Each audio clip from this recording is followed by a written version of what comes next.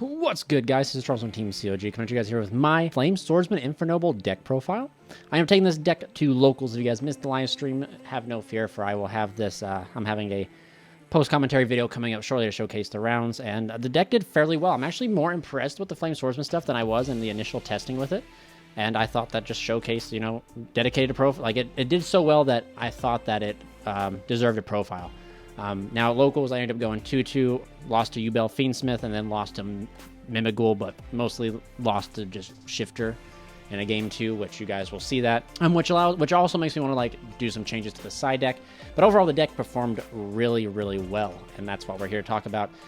There's no longer like as one card combo, and I'll go over like some things in the deck that I really disagree with, that you can kind of just see Konami's flaw in their design and stuff like that, which kind of blows my mind. Like, they'll limit certain decks or like restrict certain decks within like a deck like Snake Eye, or heck, even the deck like YuGiOh is not fiend locked or anything like that, or like Snake Eye has like the freedom to do whatever they want, but we activate one card. Or like a deck like Heroes, man, you activate one hero card, you're locked into Heroes, but like a deck like Snake Eyes can exist. But this ain't a tangent or a rant about those type of decks. But anyway, just to show you guys the deck profile and everything, I still think it requires more fine tuning for sure. There's inspiration from Mel. He's a UK player who's done very well with the Infernoble or the Flame Swordsman build over in his own country. But there's a few, I wouldn't say disagreement, probably a few different opinions and stuff like that. But he has the most testing with it, so like I don't think that there's any possible like wrong or right opinion of it. Please remember, if you guys enjoy this type of content, to hit that subscribe button, ding that notification bell, so you never miss when we go live and stuff like that. And yeah, so let's go and jump into the profile. And this is a little bit different. I have it situated in engines, so that you get to see engines and non-engine stuff like that. So we'll go ahead and start off right here with our Flame Swordsman package. We're playing 3 Fighting Flame Swordsman. This is the normal summon of the deck, along with 1 of the Salamandra Flying Flame Dragon.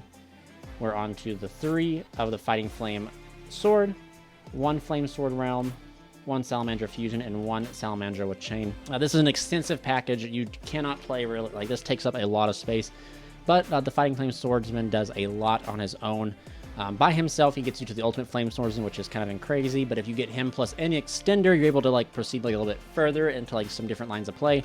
And if you get him with any access to a tuner, whether it be Oliver and or Renault, you have full combo, plus like the ability to set up Ultimate Flame Swordsman either going first or going second. And this card plus Museum, plus Heritage, plus Durandal, plus Roland, plus Oliver, etc. This card plus any of those two card iterations beats Nibiru pretty easy. And you can do so by essentially doing your standard combo, and then if they nib you, you have Gear Free that's coming out, and then you have the Ultimate Flame Swordsman as the ability. You just turn the Link token into Link Spider, and you just use the Flame Swords Realm to go ahead and like send it off to go ahead and summon out the Flame Swordsman, Ultimate Flame Swordsman. So it does pretty good that way. The really cards you don't want to really see are really just Salamandra with Chain. You don't want to see like multiples of these, but it's okay if you do. The Salamandra, the Flying Dragon here, it's not really a brick, but it can be because you can activate it from the hand. It's just most of the stuff you want to, like the cards you always want to see in your opening hand are really these 6, but like these cards are not terrible. I'll go ahead and put them like kind of in the order that you don't want to see, that you don't care to see them. Probably I'd say like this right here, in my opinion. You never want to see the trap, you never want to see the equip, but sometimes it's okay seeing this. You don't want to see Flame Swords Realm, but you're okay with actually, let's put this right here. You want to see Flame Swords Realm because it protects your normal summon and stuff like that. But to go ahead and discuss like one of the downsides I'd say of this engine is like none of this stuff gets you into your nobles, whereas like your nobles can get you into this stuff, which is I guess like an easy payoff. But one card I really want to highlight that I'm really disappointed in, and the entire testing, is literally Flame Swords Realm. This card was so close to being like insanely good, but Konami and their all-inspiring wisdom really limited it. And the reason I say that is because when your opponent cannot activate cards or effects when you normal summon Fire Warriors, so like how come like Branded Lost can exist? How come like the Ancient Gears can have their field spell that say like whenever you normal summon or special summon? How come like the Tempai field spell can exist, the Gimmick Puppet field spell can exist, but like Swords Realm is only on the normal summon of Fire Warrior? If you happen to like say like this card was like when you normal special summon a Fire Warrior, it would still be okay. I don't think it'd be too crazy, but Konami, like in their all-inspiring wisdom, was maybe too scared of Fire Warrior at the time of releasing this, but I'm not too sure. And the second gripe, which I think is more important than the first gripe, happens to be that you can send a monster from hand or face-up field, and I think that's kind of like donkey water if you really think about it. You're playing fusions. You can fuse face down. Why can't you just send a monster card from hand or field? And also, why do you have to send a monster card? when cards like Salamander with Chain and the other trap card allow you to like banish them from grave and fuse. So why would you swap like a discard outlet for the traps if you hard open them? You know what I mean? It just seems like very poor card design, a very limited card design. And the second effect to boost everything never came up at all. Like your Ultimate Flame Swordsman gets so big anyway. Your cards are always so big automatically, like you don't need to use that as second effect. So let's trade that effect in and just change like the slight typing here and be able to send like a face-up card or a face-up cards, not monster cards. But that's it. Other than that, the engine was flawless. This card being a powerful extender and stuff like that. This card with any type of like ability to get to like cross sheep allows you to like play through certain hand traps and combos and stuff like that when you do a lot of freestyle. But yeah, that is it for the Flame Swordsman engine. Like I said, I'm very pleased with how this engine turned out. I at first, like going into testing, if you guys watch any of my streams, I was really skeptical of it because like there'd just be some YuGiOh Mega like algorithm that would give me like unplayable hands. Well, like in the entire 4 rounds that we did, every game went to game 3. The only 2-0 I got was by the Mimical player. Other than that, it was like game 3 all night, and like I didn't like brick at all. Like it was never a hand where it was just a Flame Swordsman. But it's just because I play like a really high count. But the hands that were just a Flame Swordsman, I was able to either go into particular lines to get to like the Flame Swordsman plus an additional disruption, or Flame Swordsman was able to eventually bridge me into the Infernoble stuff. Which, if you guys check out my tier element matchup, which was like a huge pile, I'm able to do like it's a 3-card combo, which everyone's gonna be like, oh, 3-card combo. But Flame Swordsman plus Ogier plus like Turpin can get you like a full board, and then like post side deck you have like Angel Ring and stuff like that. So like it was able to get me to that. So that's it for the Flame Swordsman stuff. I will move on over here into the Infernoble stuff, which of course you're still playing one of every name. Here are the level 4s, level 1s, and then just the generic Fire Warriors right here. There's not really, I really didn't miss seeing multiples of those. It's kind of crazy. There was like a hand where I kept seeing Malgus a lot, which is kind of wild, but there's different hands. Like Ricky Ardetto definitely has applications. All these cards have applications in different ways or fashions. It just kind of sucks that there's no like noble starter, but I guess like in a way that's what the Flame Swordsman here kind of like acts like. I mean, even like artwork wise, like he kind of fits the theme. Gearfried. So I know in Mel's list he wasn't playing Gearfried, and I literally got nibbed on stream, and I was able to stop it because of Gearfried. So like I think you have to play Gearfried. I think like yes, you can like adjust your playstyle to play without it, but why would you not play with a card that literally lets you bait or lets you like stop disruption, not just like Gearfried, but just like a monster effect negation in the deck, especially like if you get hand trapped, you're able to like establish a Gearfried plus an Ultimate Flame Swordsman. I just think it's really like not a wise choice to like be lacking this card, but if you're accustomed to playing without it and you've already got combos and sequences to do so, I think it's a pretty good. I think you can get away with not playing it, but I definitely will always play Gearfried. I think it's just mandatory in the deck list, in my opinion. But that is it for like the noble monsters, and then like the 2 pretty much the Fire Warriors, good stuff to go with it. Moving on, we have like the spell cards that are like engine. We have Triple Noble Arms Museum. In Mel's list, he only played like 1 copies of this, and I disagree with that. Just on a philosophical level, like it doesn't like, I'm not saying he's correct or I'm wrong or like I'm right and he's correct, but this card right here allows you to like make double Charles, and with the amount of spell and traps and blowout spells, like why wouldn't you play like this card as an extender? I understand like his logic was this card's only ever searching you Durandal and stuff like that, but I think that's incorrect. You can search your equipped spells, which are right here, and you can like have different utility. And that's one thing like I have in my tons of testing, is that Joyous, even though it's always been like kind of the worst out of the 3, it always has its applications to come up, because sometimes you need to have like, you need to use Almus to get to Joyous, so you have that additional equipped in the grave, so your Gearfried fires off and you resolve your Charles. And I feel like that's pretty strong. But essentially, you want to open a Flame Swordsman, the Fighting Flame Swordsman, plus literally any iteration of like these cards, minus the Joyous. So you want to open like Flame Swordsman plus any iteration of these cards, and you're playing so many of them along with the Fighting Flame Spirit that you pretty much open this plus Renault, and it's full combo from here. But there's not really anything I really missed. Joyous did kind of suck. It did actually kind of break me a few times today, but again, like I think the payoff that Joyous gives you, the versatility to be able to summon from the hand, the versatility to add back from graveyard to give you additional monster to be able to discard off of the Flame Sword's realm, because again, that card requires a monster, and I think that's ridiculous. Anywho, this is like the count that I have right here. You could definitely get with not playing Joyous, and you could probably side out. I actually caught myself siding out a field spell, just because like I didn't want to open multiples of it. I just wanted to have the access to the 2, so that way I could like hard open one, because Swordsman plus 1 Museum is like a whole different combo line that ends you on like a pretty nutty board. Yeah, that is it for the spells. Now we'll move on to the non-engine in the deck, which is it sucks that you have to play so much non-engine, but it's as close as we could get it. And I'll explain the things. I'll explain why we're on to Triple Ash Blossom, triple Imperm, and then I am on to the 3 Crossout, 2 Tactics, and a Call By. Now you could play, these are 3, 6, 9. These are 12 spots. You could definitely cut down and slim down on some other things to fit in more hand traps if you wanted. If you wanted to like forsake certain things, you could cut like Joyous and a field spell, 2 field spells if you want to go more into the like Mel's list, and 3 more hand traps. But essentially, my thought process is everyone's playing Ash and Imperm, and Crossout Designator checks like can check the all this non-engine that's like here. So it just sometimes, man, like they ash you, Crossout, Imperm, Crossout. They'll like to wait for Angelica. You just cross out the Imperm, and then if you get Tactics or Called By, Crossout, and it allows you for flexibility when going first by main deck and Crossout. In my opinion, I think that this is like a really good non-engine. And then, of course, when you know that you're going into all-important games where you have the ability to side out 2 of these and put in 2 more hand traps, i.e. Nib and stuff like that, so that way you have the ability to check those cards with Crossout as well. But overall, I was very pleased with this. These are the most versatile hand traps that everyone is playing. Tactics and Call By feel like they fit in this deck. Getting the ability to look at the hand and hand ripped is pretty strong.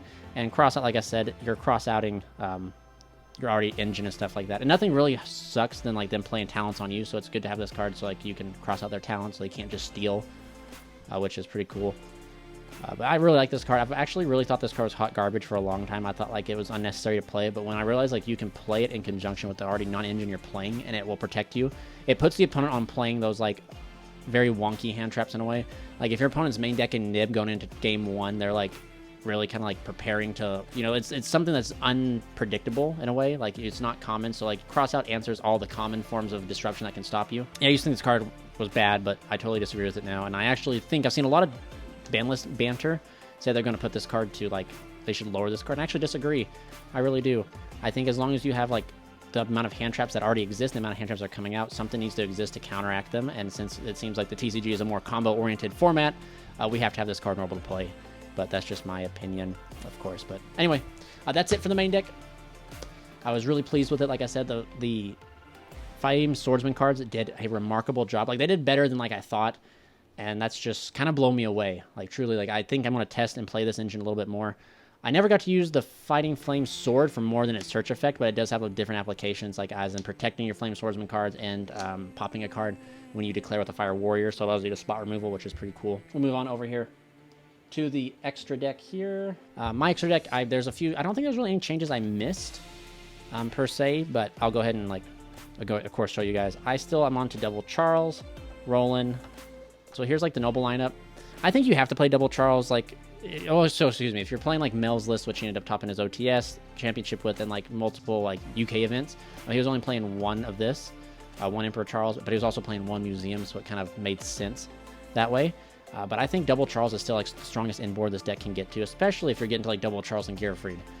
It just makes it like super powerful that way. But Angelica allows you to bridge into like your Flame Swordsman line, because like essentially if you open things that you have or things you need, you can go Angelica's effect to go ahead and send Ogier, and then Ogier can be equipped to summon out and then dump the Fighting Flame Swordsman, which then can trigger to send the Salamandra. Salamandra can then grab you your choice of the with Chain or the Fusion to allow you to make the Ultimate Flame Swordsman.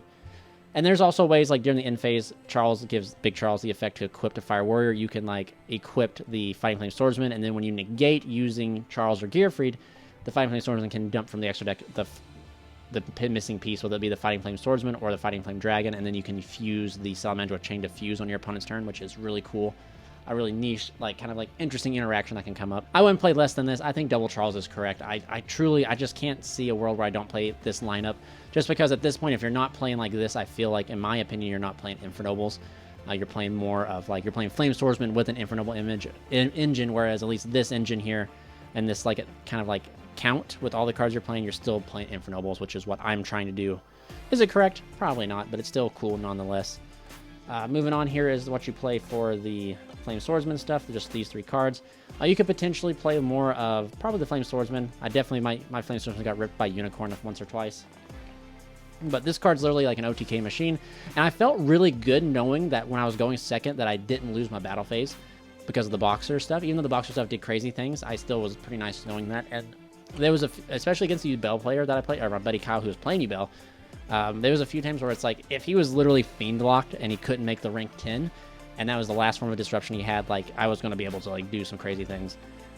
So it's like just nice knowing that you have an OTK engine in the form of the Flame Swordsman, and like this card's like really versatile. Going first, you're able to set up like a Trident pop, and then going second, you're able to like literally one punch, which is kind of insane. Fighting Flame Dragon is pretty cool because it's unique in the sense of like if you get denied access to Roland and you have to combo like using like something like Oliver into Angelica because Angelica got negated.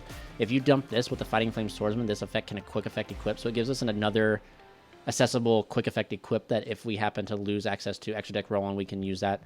But I really enjoy these cards. Hopefully, I know like the Flame Swordsman stuff is like a TCG exclusive, so hopefully Konami, when it goes over to the OCG, gives them like something that's good. Moving on to like the rest of the Link monsters, onto the Link ones. Here's our Anima and Link Spider. If they end up nipping you before your Warrior Lock, you just make Link Spider and use the Flame Swordsman to send it off to be able to make the Ultimate Flame Swordsman. Anima, because there's some times where you need a normal summon Ricciardetto, link it off, banish Ricciardetto, summon, and do some crazy things that way. And there's just some other crazy applications with Anima, being because a lot of your cards become level 1 or are level 1. To Link 2s, we're on to the Ferocious Flame Swordsman. It's Flame Swordsman in name, SP Little Knight, and Cross Sheep. Believe it or not, Cross Sheep came up quite a bit, and actually in testing it came up quite a bit too. Cross Sheep being able to like Monster Reborn certain things is kind of wild. Being able to get access to, so if you have access to Ogier but don't have access to a tuner, in conjunction with certain card iterations, Cross Sheep can get you access to that because you end up making the Flame Swordsman. Cross Sheep brings back Ogier. Ogier dumps Ricciardetto. Then you use Cross Sheep and the Ogier to make Promethean Flame Princess. Promethean brings back Ricciardetto. Then you have access to your Infernoble engine that way. So this card was really crazy and really cool. This card, it's all right. It gives a huge boost, so it makes everything like bigger. There's a few times I actually kind of wish that this card happened to be Hida, but it's Flame Swordsman by name, and it allows you to Monster Reborn some things, which is really interesting because you can target, when this card leaves the field, you can target one warrior non-link monster in your graveyard, special summon it. So that allows you to reborn anything that's not a warrior, or anything that's not a link warrior. So like you can literally reborn out your OG, your Synchro Charles, you can reborn out your Ultimate Flame Swordsman, you can reborn out a lot of things. Your Gear Freed if you need to. So that was pretty cool. SP is mandatory, especially in this deck since we get Warrior Locked. It's the only disruption we can make when Warrior Locked. Moving on, one Promethean and one Amphibious Stormship Amblo Whale. This card could definitely be something else. I caught myself when I made Promethean Princess. I was catching myself really just linking up into the Ultimate Flame Swordsman. I wasn't really going up into this, even though this is an option because this allows you to link up into this, and then you can like reborn certain things that way. It just gives an extra layer of disruption. This card's definitely not mandatory at all. And in fact, if I can figure out like what I would like for it to be, I don't like Typhon because I feel like if you have to use Typhon, you're already losing. So I feel like maybe it could be like really anything else, honestly. It could be your flex spot of the deck. Maybe there's a world where you play like the level 4 or level 8 Synchro Lavavel Extra Lord, because there are certain lines and iterations where you can like link off and make it, and then it's a level, you can just get a level 1 and stuff out there, make Charles and stuff like that the hard way. But you definitely don't have to play this card. It's just in the thought process and in the theory craft, it was that I can make this after I do like Promethean lines, and that way I literally have like Promethean to pop this, summon herself, and then I have like the Ultimate Flame Swordsman, and then that will reborn out the Ferocious Flame. But I actually caught myself, and most of the times when I made this, the only Link 2 I had access to was Cross Sheep. So the Amblo Well didn't bring out anything, so it's just like one of those things where it's like Promethean could be targeting anything else to do it, so as long as like this is just could be a flex spot, truly. I don't know, like I said, what you would play, but enough rambling about that. We'll move on into the side deck. I thought my side deck was pretty well tuned for this locals. I just definitely will probably make a change, and I'll talk about that when we get here. I decided to play 3 Droll, 3 Evenly, 1 Harpies, double Storm, 3 Nibiru, and then I decided to do 1 Roland, 1 Angelica's Ring, and 1 Rivalry of the Warlords. Shout out to my man Kyle. I forgot to give this back to you, so if you watch this video, this is yours. When you go first, these 3 cards go in. If every other like lucky player can draw their one-ofs and I can be sacked by them, I at least want to play like one good sacky one-of to where like I can sack them with it, and that's what Rivalry was. And Roland and Angelica's Ring, I've already explained these. These are for when you know you're going first, so that way you can stop blowout cards such as Droplets, Dark Ruler, and stuff like that, and save your Charles Negates. And that's where I think like multiple Charles Negates come up, multiple Charleses come up, because like when you know you're going first, you need to make the biggest board you can make, because the blowout cards such as Droplets, Dark Ruler, and Evenlies, and stuff are going to go in there. So like Angelica's Angel Rings like allows you to use the Charleses to check the other spells, and then Ring just hits whatever's left over, which is really cool. Nib, so I guess this, a lot of this is for going second, but to go ahead and talk about, I think Lightning Storm and Harpies is self-explanatory, same with Evenly, is these cards here. Since these are like my hand trap go second, like my going second hand traps, I think I might cut these out and potentially put in 2 D-Shifter, because the hardest loss tonight that literally just kind of irked me was losing to Shifter. I literally lost because my opponent saw Shifter, and I literally drew Talents and Cross out, and I literally lost because I wasn't good at the game and didn't draw my call by. And I don't, as much as I hate cards like that, I don't think cards like that should exist. I think they kind of ruin the game, especially like it's like, oh, it's like more luck-based than it is skill-based, because my hand literally beat every hand trap but Shifter, so I just got very unlucky. You got to acknowledge that those cards exist, so I think maybe siding these two out and putting in 2 Shifter, just so, since Shifter's a blowout card, and Shifter probably wouldn't go in all the time, but at least like against decks that that play Shifter, you'd be able to side it in, and at least you'd have an answer for it, man. Yeah, you could at least do that and not get blown out by a Shifter, but that's probably like the only change I'd make in the side deck moving forward. And then of course, if you know that you're going second, playing 2 ofs ain't too bad. You literally could just drop down the Ash and Droll, and then you're able to throw in like another 2 of hand trap, and then drop down some more like going first engines and stuff like that. But that's what I think I'll do moving forward, is putting 2 Shifter. But anyway, guys, I'm sorry, this is kind of a ramble. I do apologize, but I really enjoy this deck, and there's like a few changes I do intend to make. I just got to figure out what changes they are. Mostly, it's just going to be with this card. I got to figure out like what I want to put in for this card. Sadly, since you're not playing the Boxers, you can't make rank 4s easy, so Baguska isn't like a really good option. Because normally if you get Shifted or Drolled, you could just make Baguska and then pass, and then Baguska could sometimes just win you a game or prolong you a turn to where you could just get him on the turn 3. But you don't have that option, so maybe an additional copy of something. Maybe, I mean, there is a world where you could potentially do Apollosa, but like Apollosa very seldom came up, and with Apollosa being potentially on the chopping block, I've kind of like drifted away from it. But yeah, so this right here could definitely be Typhon. It could be like your really anything you want, maybe a Nightmare Phoenix, so you have back row removal in that sort of sense. But anyway, guys, thank you guys so much for watching. Please remember to stay safe, stay healthy. This is Charles from Team COG, signing out.